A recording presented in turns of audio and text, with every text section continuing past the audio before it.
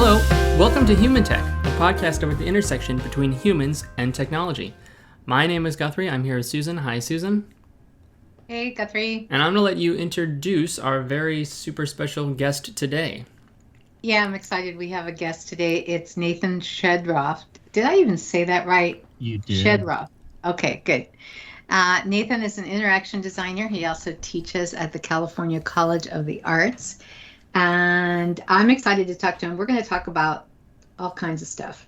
But I guess I'll give a hint. I think we'll be talking about strategy stuff around interaction design. And I think we'll also be talking about sustainability in multiple ways, using that word in multiple ways. Do you think that's accurate, that we're going to be talking about that, Nathan?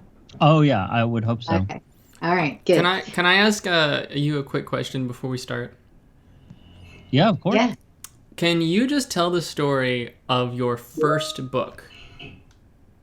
Oh geez. My first book. I'm trying to think about which one that was. Okay. That was a book called Understanding Computers. Yes, it was. How do you know this, Guthrie? It was a long time ago. Did you read that book by chance? No. Okay. I did not, but I did stumble across it, and I just wanted the story because the cover art was just so interesting and the title was great. Well, I don't know which cover you saw because there were two editions, Okay. but you must have been in diapers when it was originally published. That was also sort of my foray into being an entrepreneur. I used to bike a lot. I grew up in the South Bay in what is now called Silicon Valley, which was a very different Silicon Valley back then. And I remember biking with a friend through Los Altos Hills, and we were on a long bike ride. And he said, someday I'm going to own one of these houses, which are, now they're incredibly expensive houses. And I said, well, how are you going to do that? And he said, I'm going to write a book and make $1 million, promptly displaying the fact that he knew nothing about book publishing and the rewards for book publishing. But it got me thinking, and I was working at a company called The Understanding Business at the time with Richard Saul Wurman, who created the TED conferences. And I thought, well, I make books every day, and I know how to make a book and make an interesting book, and I know some other things. And so that started this journey to write a book about computers for non-tech people, essentially for my mom. And that became Understanding Computers. And, from a design standpoint, I'm sure graphic designers would probably hate parts of it, but from an information design standpoint, it basically flipped a normal computer book on its head, because it started with, what you do with computers and how they impact your lives, and then moved progressively into more and more technological detail, as opposed to most computer books at the time that started with bits and bytes and transistors. And then if you could hang on long enough, you got to the interesting stuff that you could relate to if you weren't a computer person. Fantastic. See? Guthrie, that's funny. I didn't know you were going to ask that question, Nope, Guthrie. I like to keep my secrets. Nathan didn't know either, I'm I sure. did not. Blast from the past. I always like it because, Susan has a couple books from, we'll just say back in the day. From when the dinosaurs roamed. Yeah, that's right. When you had to make your own paper? Yeah. So I always like, the people I don't think realize how different the UX world was back then, and it really was different. So just to kind of hear those stories and where kind of people were at that time is fun. Well, it's probably safe to, remind people that there wasn't a UX world, that there was barely any interest on understanding or even tolerance for interface, whatever that got called at the time, and for a lot of the software development world, it was just exercise in pixel design, icons and screen layout at best. And really, people weren't thinking so much about the behavior of a piece of software, let alone the behavior of systems, which, of course, is the most important part of our jobs today. All right, so now that Guthrie took us all the way back there, now I have to ask, So then what happened? Oh, well, so what's interesting about that time, and I know this is like a bunch of old people sitting around a fire talking about their histories. But what was really interesting to me about that time is you could not study, and especially not get a degree in anything called anything, interface, anything. And so everyone came to this field and these jobs, which didn't even have proper titles at the time, from different places. So I remember working at the understanding business with cartographers and graphic designers and history majors and people who had sort of no background in design, because we were all coming from different places and we were inventing it at the time. Not to say that there aren't things to invent even today, but there wasn't a monoculture of UX or UI or CX or what, all the ways that we try to differentiate it now. And that was a very exciting, fruitful time that I kind of miss. Well, as you were saying that, I was just wondering, I was thinking about it because, if you follow conversations on LinkedIn or whatever, oftentimes people rail against the idea that there's all these people wanting to get into UI and UX now that don't have, a design background, that don't have a master's degree or don't have this or don't have that. And there's this general feeling of, well, if you want to get into the field, you better go get an education in it. You can't really self-train in it. Otherwise you don't belong in it. But, like you just said, originally everyone that got into it did not have a background in it because it didn't exist. And it was I remember people coming at it from sometimes graphic design, sometimes programming, sometimes customer service, sometimes the line of business, everywhere. Design. I mentored some psychotherapists. Yep, I was going to say who wanted to come into it, and it was kind of like everyone's welcome, and everyone was willing to share what the knowledge was, and everyone was actually very interested in getting these different viewpoints because we would talk a lot about cross functional this and that, right? Anthropologists. And I wonder if we've kind of lost some of that. I think so. All of that was before the gatekeepers came in and started chopping up the field into little discrete boxes like, well, that part's UX and that part's UI and that part's screen design and that part's ID and that part's IX. It was a much livelier, more diverse, quite frankly, more interesting time there back then. And I think that what that, rather than, aside from just reminiscing about, quote unquote, the good old days, I think that there's something pertinent in this part of the discussion that applies today, and I see it in my classes.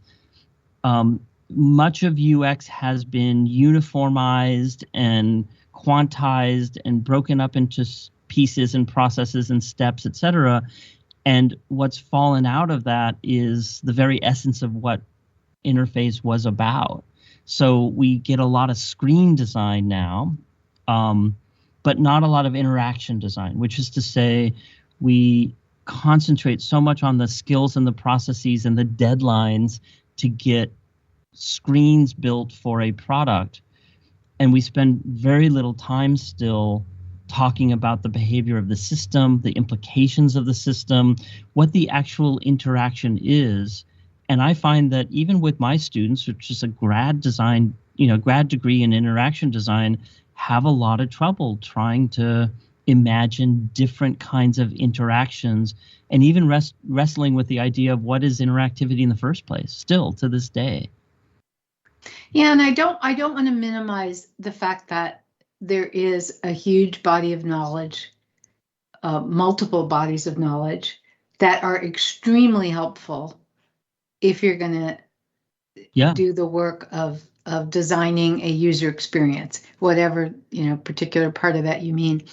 And it's there's so much work that's been done in the last couple of decades about design, about design systems, about user research, about evaluation techniques, right? Yeah. I mean, it is this wonderful body of knowledge that didn't exist several decades ago and does exist now, and it's all extremely useful. But that's not to say, that you have to learn all of that right before you can start doing work. And I see people, I work a lot with people who kind of fairly recent graduates of a master's program. Is that, do you teach at that? You said you teach graduate school. Are you at a master's? Yeah, master's program. Yeah. And I work a lot with people who've recently graduated and now are in a particular company, and they're very smart and they know a lot, but they don't know everything. Of course, they don't know everything, right? So they're still learning. So I'd like us to be a little more open. I always used to say that. I remember years ago working with a client who wanted to had made the decision they wanted to greatly expand the number of user experience people at their company, but they wanted to do it from within. They wanted to take people they already had who had not been formally trained, and they wanted to, train them and get them going on it. And I was working with them on a, whole series of workshops and courses that we were developing together that we would teach them to get them up to speed. And I remember having a conversation about, they were asking, what should we look for in candidates for our internal program? Like what kind of background, what kind of training? And I thought about it for quite a while, and I said, look, the most important thing is actually not the skills they already have. Yeah. It's the mindset, it's the passion, because we can teach them what they need to know. And certainly, I said they need two things. They do need to have used a computer and software and apps. It's really hard if they've never touched anything, which, very few people have never touched anything, but that they need some kind of experience as a user with technology. And then secondly, they have to have a passion and a willingness and an ability to take another person's point of view. And they have to really love it.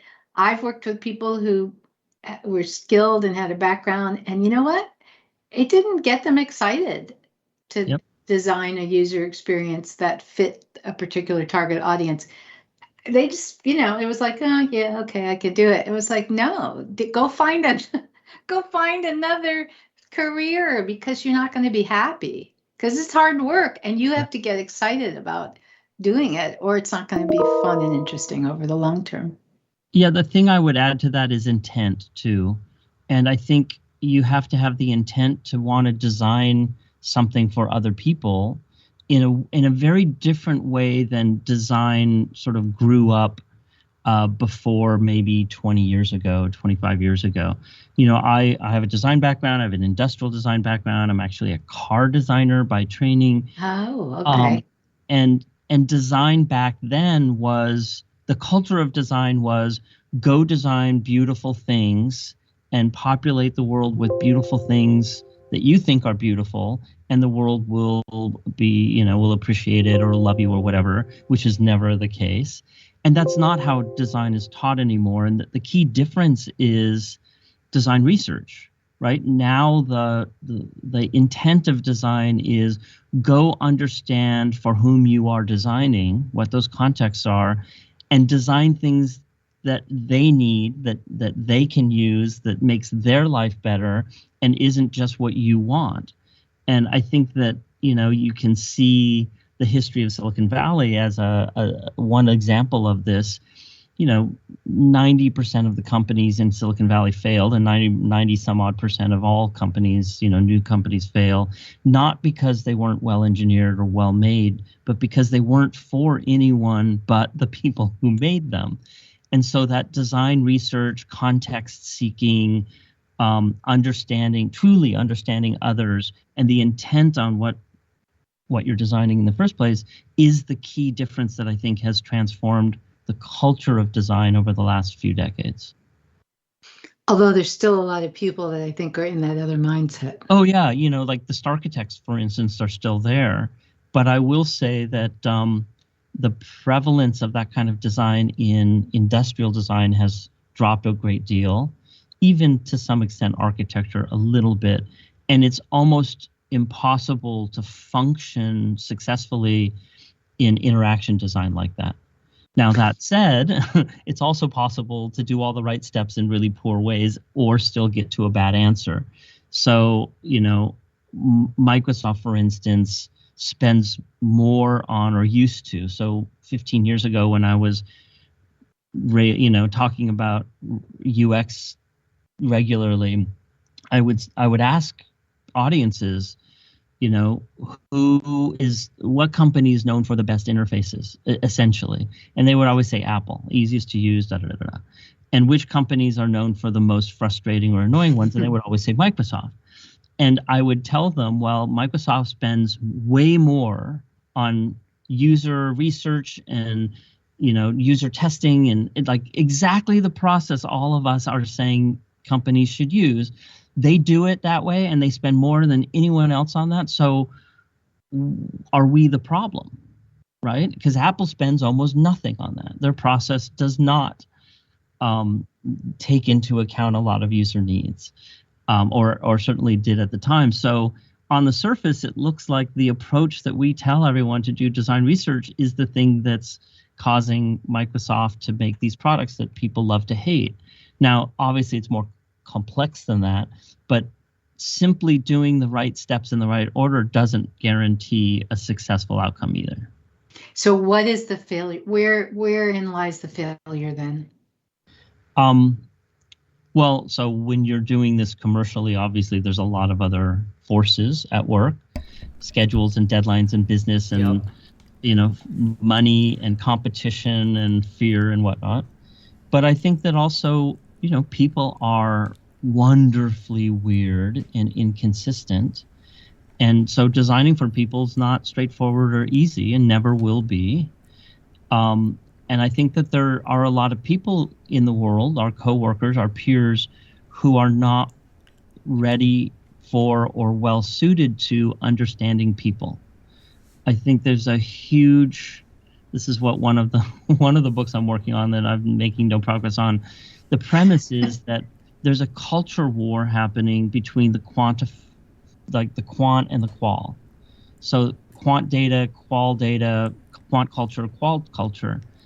And we live in a qual world, but we're increasingly applying quant processes and criteria to that world, and the qualitative is getting squeezed out of it. Yep. And it's making for, essentially it's ruining everything we touch.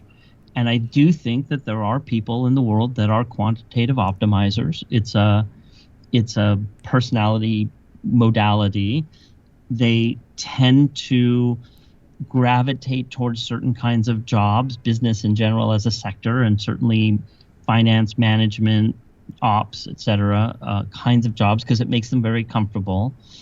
And so a lot of process people are so focused on the process so that they can optimize it, that they optimize out everything that's wonderful about the job, the outcome, etc. And it's there's no better example of this than economics, because neoclassical economics has basically chopped up and quantified everything and tried to mathetize everything. And so everything that isn't quantifiable and isn't mathable gets taken out of the equation and ignored. And those things are like all the wonderful things that are qualities, nice, nature and fun and, any emotion that you can think of isn't quantifiable. And so it gets run out of the equation and therefore falls out of the criteria. And then we design products like we've designed markets that optimize for the wrong things. So I think one of the things that I've seen a lot of in some of our consulting work is there are UX people who are talented, and they're given their mission, and they go out and they do all the stuff and they do the cool thing, and then they present it to the stakeholders, and it promptly gets ignored and changed, and then they kind of something goes through a meat grinder, and then the sales team gets involved, and and a product comes out 14 months later.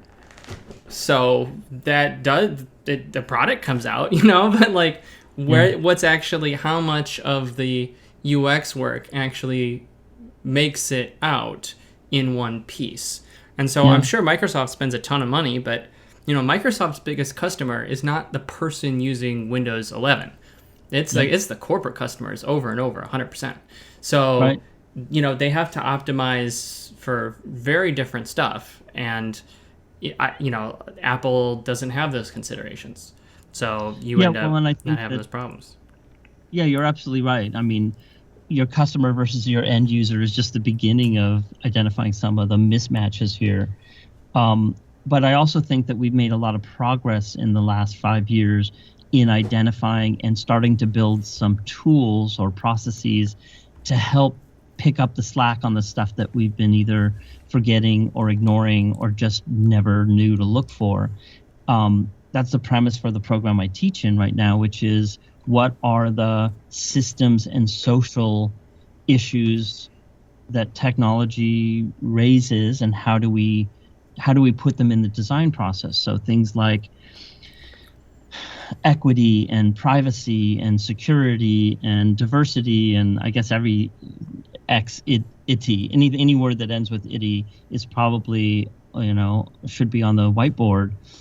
But these have never been criteria before in design for the most part, and we don't even have great interaction design tools, let alone systems design tools, and let alone social impact design tools.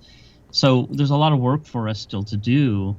And Guthrie, you're absolutely right. It's not easy to sort of bring up these points, these impacts in a business context with your peers, your superiors, your client, et cetera, because they're looking elsewhere. They're focused on very different things, and then we get Facebook and we lose democracy.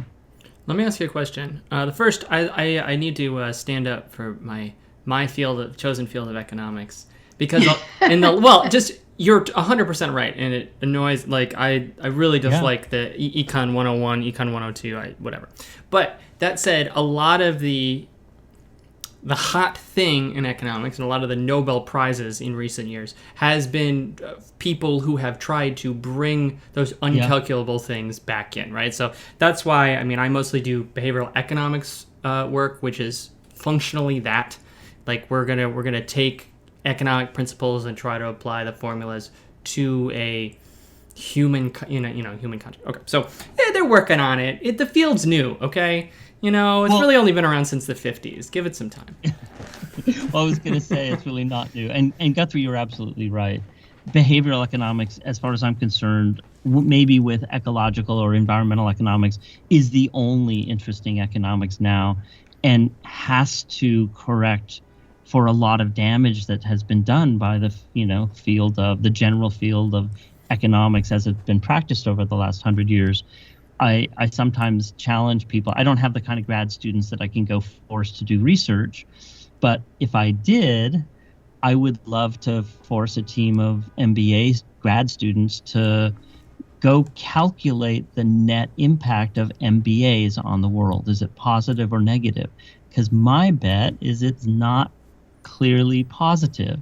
And I think you could probably do something very similar with the field, the field of traditional economics, classical economics probably hasn't had a net positive. So I am, God bless you for being a behavioral economist, because you and the environmental economists are so needed now, and are the only thing standing between us and, all these people that were literally taught and brought up that rich people create jobs, and all these other myths of business that were bolstered by what was probably obvious at the time to some people, but has certainly become undeniable, crappy economics. Well, and I see economics all like physics. Like, it's just a science. It's a tool.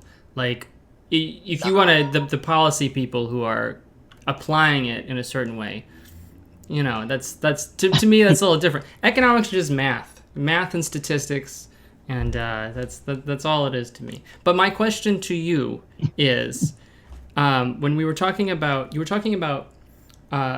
applying UX in a broader construct, and I wonder if this sentiment sounds right to you. I feel like back before Agile kind of was all the rage and swept the nation, there was this column of UX knowledge and experience where UX decisions were being made. And in a lot of organizations, I sort of feel, and maybe I'm wrong, that it's been flattened and squished. So instead of it all being in one place, it's now like it's part of the Agile process, and so the developers are doing, there's a part of interaction design that they're touching. The business team is touching it. You're getting different places throughout the organization that are all sort of touching this piece, but it's not like it's broadened, it's just squished and is smushed out throughout the organization. Does that ring true to you? I think it depends a lot on the culture of any particular company and organization, obviously, but in general, yes, and there's some good things and some bad things about that. The good thing is that design needs to touch other parts of the organization in a functional, successful way that it hasn't traditionally. Designers used to ghettoize themselves into their own little sort of design studios within big companies, and differentiate themselves as a result by wearing lots of black and eschewing the normal trappings of office decor and personal fashion, etc., because they had to protect themselves and their process. And so I understand that. And we need to not just reach out, but also understand more the people that we interact with so that we can be successful. One of the reasons I started the design MBA program at CCA so many years ago was that, I basically was saying, if we all want to have the influence that we think we deserve, we need to go understand business language, business issues, business processes, so that we can function successfully and get our point made to people who don't either care about design or understand design and are focused on other things. So we should be interacting more and understanding our peers more. That said, design is very different than it was before. Even designers weren't caring about their customers and their users in the way that we sort of require now 20 years ago. And as you pointed out, Susan, many still don't, right? There's still a culture of design that's very active, that's entirely focused on appearance and aesthetics and style and fashion, less so maybe in interaction design, more so maybe in fashion design and interior design. Thankfully getting less so in car design, but it's still pretty rooted from that end of the spectrum.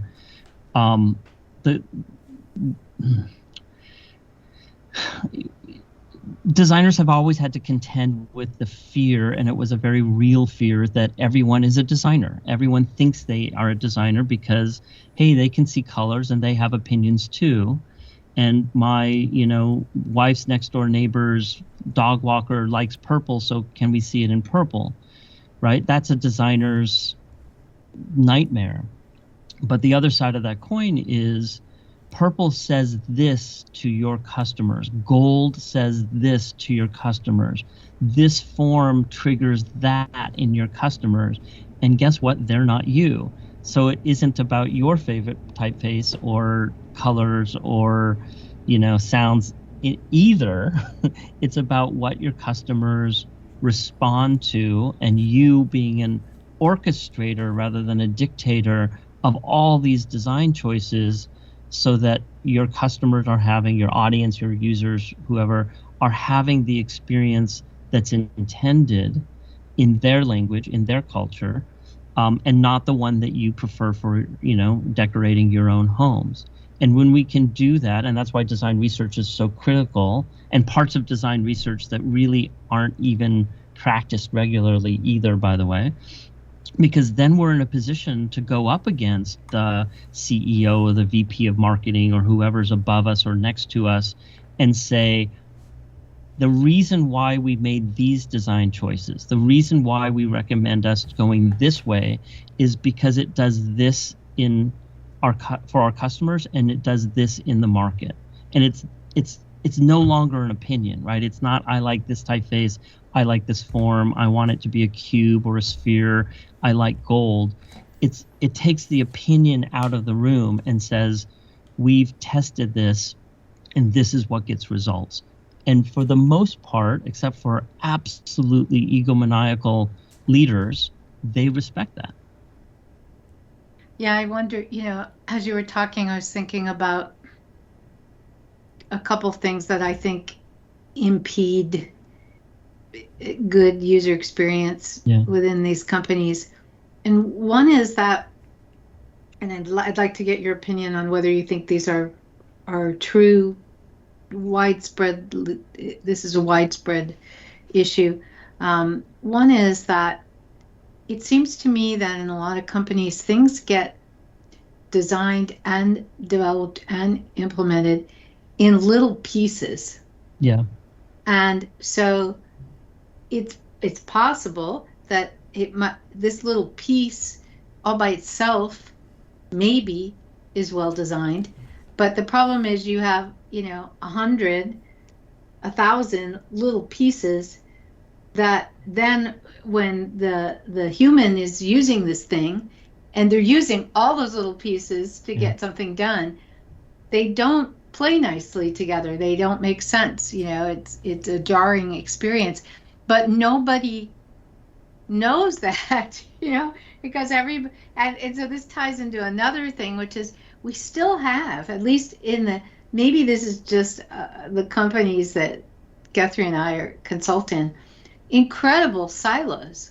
It's like, wow, these silos that have been around for a long time and they're still there. And so you've got this group over here developing their little part and that, like that. So it's both the breaking things up into pieces, but also this persistent structure of organizations in which products are designed and developed that seems impossible to break down in any significant way.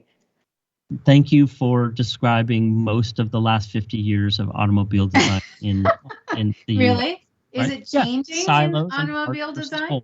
Right? It is changing, but not very quickly, by the way, except for companies maybe like Tesla. And I think that there's a couple parts to what you just shared that are important. One is that this is more due to the behavior of organizations and how they're managed than it is about any design observation or process, or for that matter, supply chain, material engineering, manufacturing solution or issue. And that's one of the reasons why designers need to rise up and take on leadership and management roles, because we aren't going to have the conditions for more successful design unless we change the way we manage, not just design, and design ops is incredibly important, but how we manage organizations in total. There will not be a role for design that's successful if you don't have the right kind of culture of management and leadership within a company, or any other kind of organization for that matter. And a really good example of that, Guthrie, you just mentioned a little earlier about Agile. There is no place for design in Agile, period. There never has been. And the only way that there is in some organizations is they have to sort of, slice a beachhead in and widen it out enough for there to be some piece of design. But traditionally, Agile is about engineering. It's about coding. It's not about holistic solutions, and it's certainly not about design, nor does it make room for design. Now, does this mean that Agile is bad? No. Agile is a good, important part of, modern practices. But managing by Agile, and by the way, most organizations that tout that they're, Agile really aren't Agile either. If we just like take on these pre-built processes and solutions, that's not good management or good design either. If you can't deal with the day-to-day ambiguity of the people you're working with, the people you're designing and building for, and just the weirdnesses that happen when you get people together in terms of schedules and budgets and processes, et cetera, if you can't deal with that ambiguity that constantly arises, no process is going to help you, be successful. What you're really talking about, Susan, is systems thinking. And most people haven't even heard the term systems thinking, let alone have been told that it's important, let alone have been given any tools with which to be a systems thinker. But everything that you're bringing up ends up being a systems problem, because design can't live in just one place in an organization, and it can't just look at certain parts and be well designed there and then have other parts that are just disastrous, Facebook, and, expect to have success either at a corporate level, at an individual level, or at a societal level. So we really need to learn to be systems thinkers. And some people just aren't good at that. So I love it that we're talking about these small and inconsequential issues. All right, but I want to ask you a question. You talk a lot, or it seems to be in the things you talk about in the stuff at your website and so on, about, you use the term sustainable. Yeah. Right? And you use that in a couple of ways. So can you talk about what it means, if Nathan's talking about things being sustainable, what do you mean by that? Well, so first of all, sustainable isn't enough, and some people hate that term because simply sustaining where we are isn't going to be successful either. I get that. We can play the word game all day long and not get anywhere, right? But sustainability has come to mean, forward-looking future success in the future in three categories. This is sort of de rigueur or current traditional sustainability.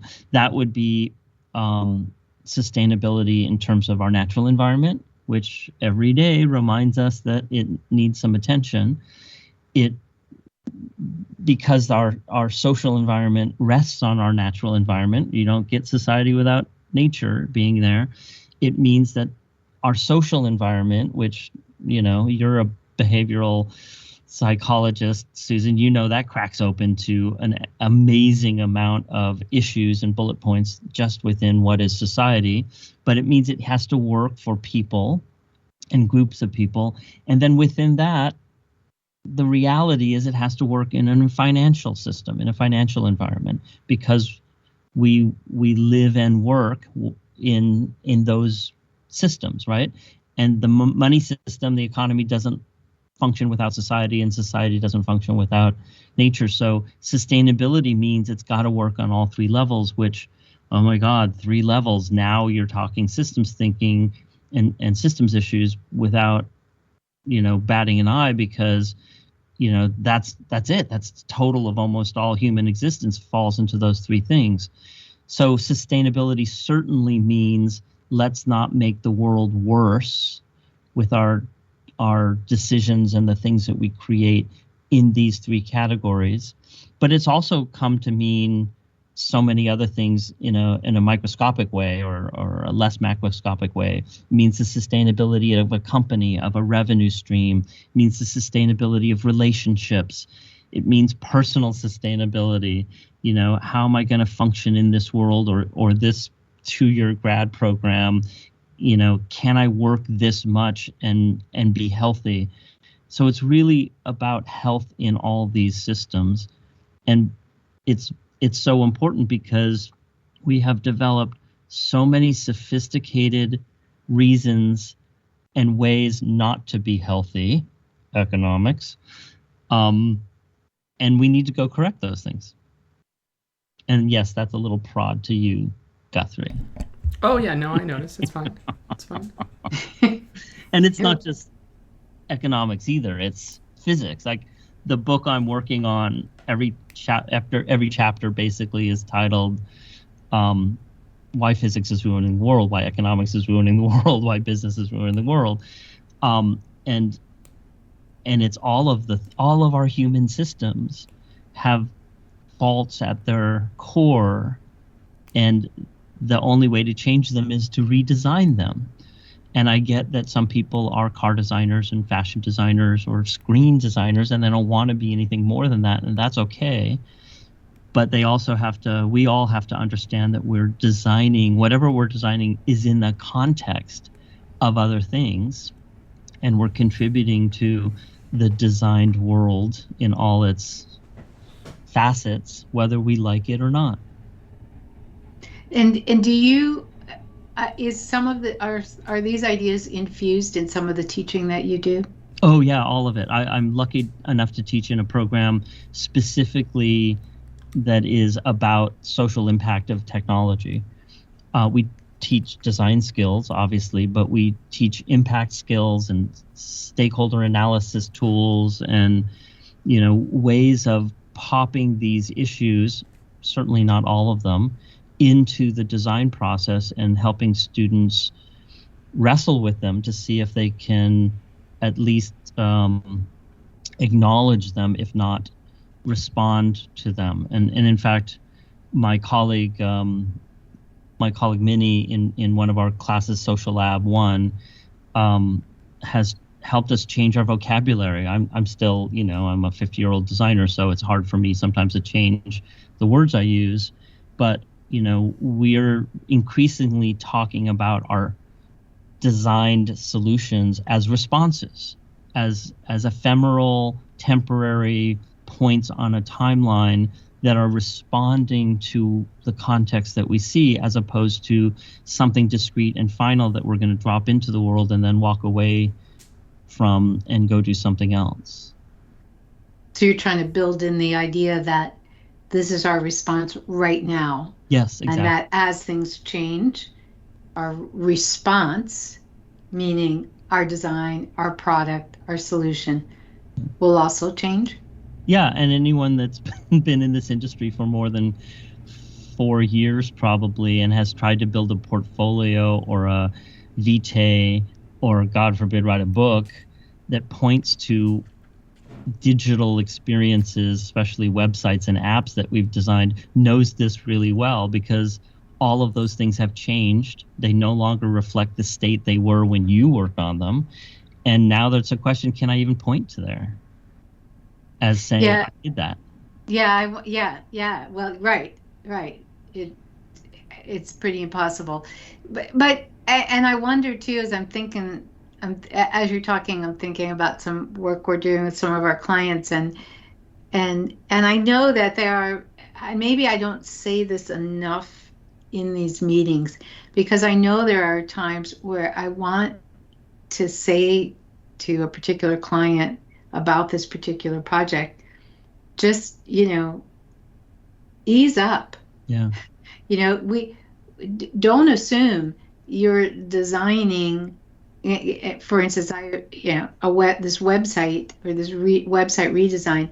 Don't assume you have to design this in a way that will last for 15 years. It's a website. Yeah. It's not going to last for 15 years. So can we change the way we're thinking about it so that, and this is,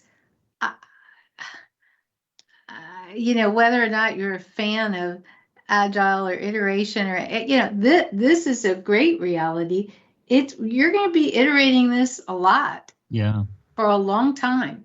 can we put into place a way to do that where we can still at any given point have a better product, a better design out there for right now, while knowing that as soon as it goes out, we're working on the next version. Or the inverse.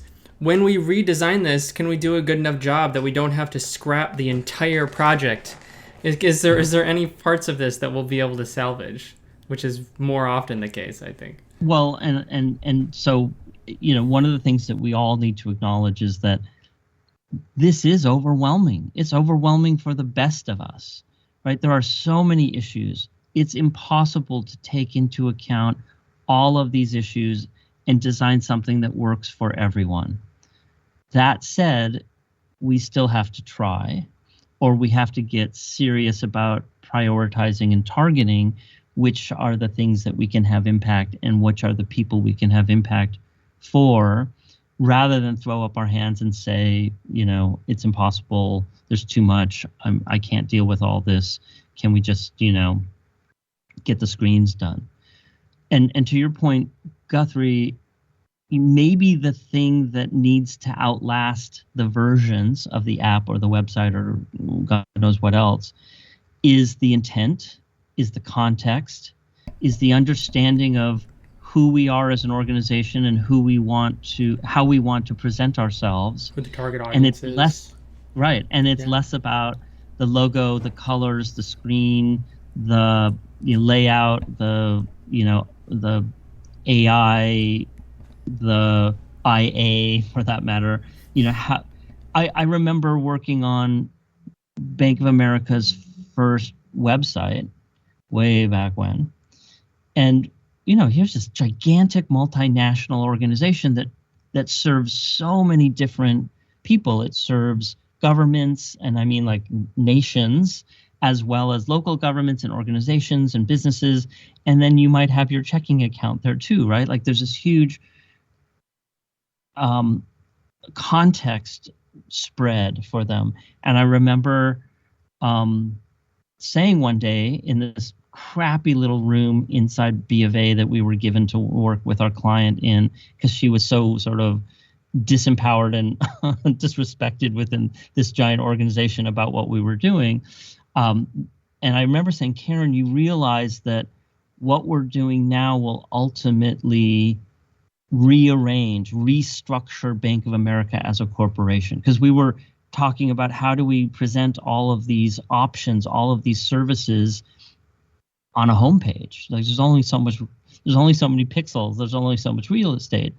And I knew that the design of the presentation of the information, and I don't mean the screen design, I don't mean like the visual design, I mean the organizational design of how we were communicating to people all the things that B of A did, would result ultimately in divisions being joined or taken apart, and different groupings and departments within the organization, because they would come to know themselves that way and assume that's how they were. And I just remember her saying, "Don't say that to me again. That I can't handle that, right? Like I can't do my job if I acknowledge that this thing that we're working on that no one else in the organization even knows about or cares about is ultimately going to change the organizational chart of the company." But I do believe that that's what we do, especially in information design. So maybe that's the part, Guthrie, that needs to be designed to last, and maybe that frees up a little bit of the tension and seriousness and makes it even more playful for us to deal with all the other design decisions. Yeah, and the expectations too of, okay, we're doing things very quickly because it's agile, and the only thing we actually care about is the way things are laid out on the page, because we're the programmers. Yeah. And we have the data team, and they're giving us all of the, A/B testing information that we're going to exclusively use to make all of our decisions. So, yeah, okay. UX, you want to do a thing or whatever you guys do? I don't know, Well, you just brought up one of the things that like is another nightmare for designers, which is the data thing, the A/B testing, right? So many designers left Google back in the beginning of the aughts because their engineering culture basically said the data will tell us the answer. We tested 46 different shades of blue, and this is what came back as the most successful shade, right? Which basically said to designers, screw you, your history, your knowledge, your understanding about how the eye works, your understanding of color theory, because none of it matters. The A/B testing will tell us the answer. And I'll just say, very briefly, we have clients where the data team it's a different team. It's not even the UX team, right? So the engineers, they go to the data team to get answers about how do we put this on a page. They're not even going to the UX team. Totally different team. Well, and this to me is a good example of this cultural rift between the quant and the qual, because yes, that data is valuable and should be taken into account when making a decision, but it still may be the wrong decision, right? What if that blue is owned by your competitor? So now you're branding your website with their color. What if that blue doesn't work for people with, color blindness? What if that blue says something different in the context of the page than simply I found the button and I was successfully able to click on it, right? And that's the narrowing of all of these, the artificial narrowing of these choices, and the over-reliance on only a certain kind of data, in this case, a certain narrow quantified data stream, making a decision which is ultimately a human decision. That's, I think, what bothers designers the most. Yeah, I think it does. Though, on the other, and then sometimes organizations will smush them all together, where they have you went to art school, you have a degree in statistics, have fun, tell us what to do. Well, and I think that, when we're talking about smushing together, we're talking about the org chart again. Mm-hmm. There are different kinds of organizational cultures when it comes to design and innovation. And on my website, I think there's my colleagues over at Cheskin, which no longer exists anymore, did a study and found 6 different kinds of cultures.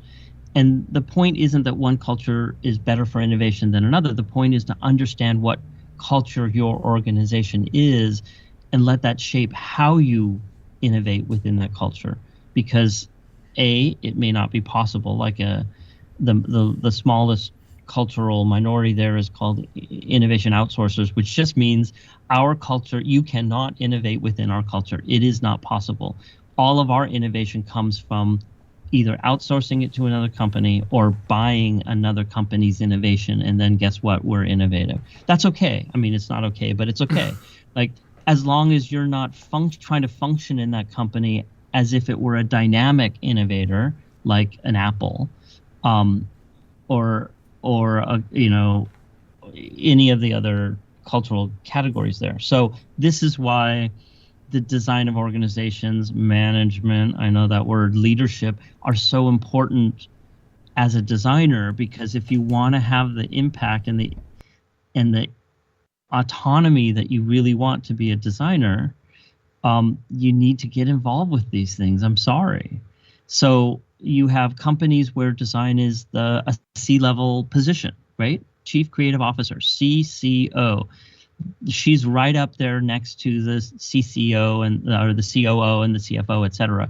That's a different experience for the design than if it's owned by marketing or owned by sales, which in some ways might even be better than being owned by marketing, or owned by operations, or owned by engineering, right? Like, every place, you can make it work, but there are some places where the organization can be more successful, at least for certain aspects, certain parts or issues of the design process. All right, so let's say you're not at the C level. Yeah. You're in one of these companies, and all right, I'm going to ask this question of a couple of different people. Okay, I mean, I'm asking it of you, but as it pertains to a couple of different people. So let's say I'm, in charge of UX at a company, but I'm not at the C level. You know, like I'm within engineering, or I'm within marketing, or I'm within some other place, you know, tech, IT, and the UX group is here, and I'm in charge of the UX group. So this is called putting Nathan on the spot here. What's one thing that I could do right now to help with all this, especially to help with this idea of, you know, sustainable design in the 3 areas you laid out? Well, you know, the grand one, the long-term one is to earn their trust. And the way that you earn their trust is to be reliable, to be professional. Who's the they? You mean the C-level people, whoever's above you? The designer. So if I'm reliable, if I'm professional, if I learn to speak their language and talk in terms of the things that they're concerned about, then they will begin to trust my opinion. Now I'm in a position where I can, number 2, help them to understand that human systems are different than technological systems and different from business systems, and that the same management processes and criteria aren't going to work evenly across those 3. Like we can get engineers on our side by essentially demonizing the business folks and saying, God, they really don't understand us because they try to manage a technological process with, you know, these business school concepts of, you know, optimizing human resources and business. And that drives engineers crazy too, right? So we can buddy up to them and then find a common enemy. Right, exactly. Which, you know, I'm not saying is the right way to do this, but once you get them to see, the challenge is, if you can help an engineer see that managing finances and managing a supply chain isn't the same as managing an engineering process, now you're just a little step away from them getting that managing an engineering process isn't the same as managing a design process. And if you can acknowledge the difference in one, then you're in a good position to acknowledge the difference in another. And you got to have your own ducks in a row. Your design process better not be, you know, I'm super famous, super insightful, visionary designer. I shall dictate what the solution should be. If you're using a credible design research process, if you're really empathetically listening to your customers, now you can say, and by the way, the design process is about designing for humans, not for systems. You design for servers and file formats and network protocols, and that's all really, really important. I design for people, emotions, values, identity. I design for more than just function, and that's really important too. Now, when you go to your business, I hate to say business peers, we need a better, maybe operational peers, managerial peers, because, hey, we're business people too. We're professional designers. We're in business. So when you go to your managerial peers, you often hear all sorts of things that are just so wrong, like, oh, well, people won't pay more for that. Really? Apple? BMW? Tiffany? People don't pay more for things? They have been trained to spout absolute nonsense that they don't even think about because it's just taken to be truth, like rich people create jobs.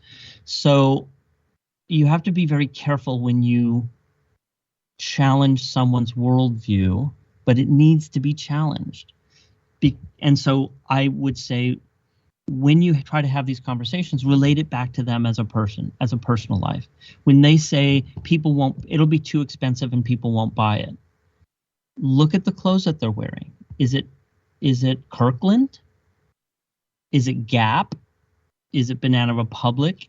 Is it Savile Row, right? Look at an easy example would be shoes, watches, and cars. What do they drive? Do they drive the most generic Kia? And even Kias are looking pretty smart these days. Are they wearing a Rolex? Probably not. It's probably a Tag Heuer, right? Well, none of those are the cheapest things. So why would they expect other people to behave in a way that they don't even behave. And the answer is they don't realize that they don't behave that way either. So I think this is a longish process of helping to establish a rapport that isn't confrontational, but is necessarily instructional in reminding them that they are people too. And there is ample evidence that shows that people do wish to buy things that align with their values. They don't do it in every category. They don't do it for every product. Sometimes those differences are gender, sometimes they're age, sometimes they're culture, but we all do, right? So we need to change the conversation from features and performance to the most valuable brands in the world, the companies that reap the most revenue and profit per, whatever unit you want to describe, aren't playing a price and performance game. You are if you're designing DRAM chips. There's still some other stuff at work too, but I get that there are some industries on the commodity level that are mostly about price and performance. Once you get out of that commodity level, and I hear this all the time when I talk about the 5 kinds of value, someone inevitably says, well, that's fine for B2C, consumers. Sure, consumers care about brand and values and identity and make crazy choices because they're fallible humans. But my business is B2B. All my buyer cares about is price. And you have to smirk in a very gentle way and say, finish this sentence for me. And it only works with people of our age, Susan. I'm not sure it'll even work with Guthrie here. Nobody ever got fired for hiring blank. Any guesses? What's blank? Guthrie, we'll put you on the spot. Yeah. Okay. No one ever got fired for hiring. Okay, I'm just gonna take some guesses about what that word could be. How about talent? Yeah, you're so off base because you're so wonderfully smart. No, the phrase ends IBM. Nobody ever got fired for hiring IBM. Guthrie, does that phrase make? Have you ever heard that? Well, it makes sense to me because I know the history, but I get it. So what do you think? What do you think that phrase means? If someone said that, what would that mean? Well, my guess would be back in the day, IBM had a very sterling reputation. And so if you hired IBM, you went to the best. How could you made a good decision because they were so smart and awesome? And why would that matter, Guthrie? Why would that matter?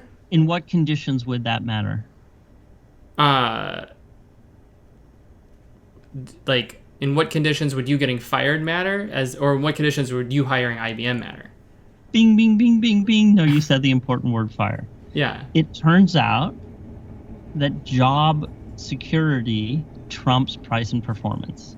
Sure. And the condition was, if the project went south, who could blame you for and fire you for making a bad decision? You hired IBM. If IBM couldn't do it, it simply couldn't be done. You see this. That's essentially the culture. And you see this in sports leagues all the time, right? So it's like, if you're the general manager, never make any risky decisions because it's like, well, yeah, I took the consensus #1 overall pick. I didn't trade the pick. I didn't do anything wild.